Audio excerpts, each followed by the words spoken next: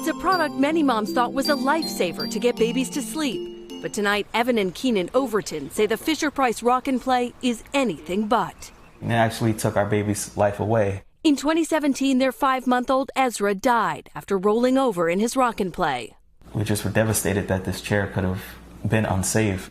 Now, a Consumer Reports investigation found the inclined sleeper tied to at least 32 infant deaths. Today, the American Academy of Pediatrics calling for an immediate recall.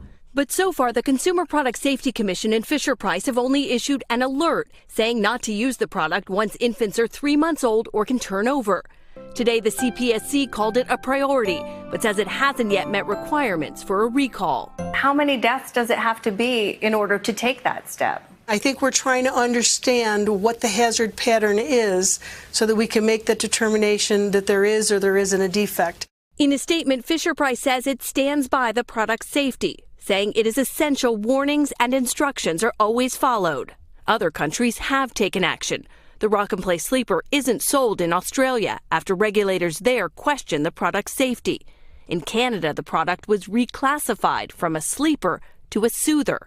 Here in the U.S., Consumer Reports sees it as a troubling trend of fewer recalls from the CPSC.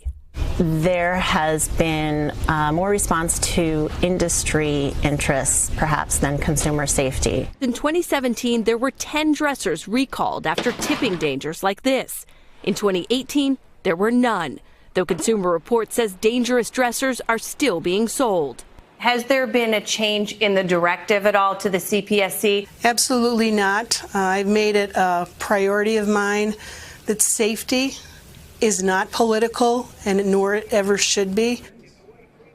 Kristen, a lot of people have these in their homes. What should they do with this news? Right. I'm one of the parents that use this product. They're very popular, but now the American Academy of Pediatrics says parents should stop using it immediately. Tonight, though, the CPSC says it is still not ready to issue a recall. Hey, NBC News fans, thanks for checking out our YouTube channel. Subscribe by clicking on that button down here and click on any of the videos over here to watch the latest interviews, show highlights, and digital exclusives. Thanks for watching.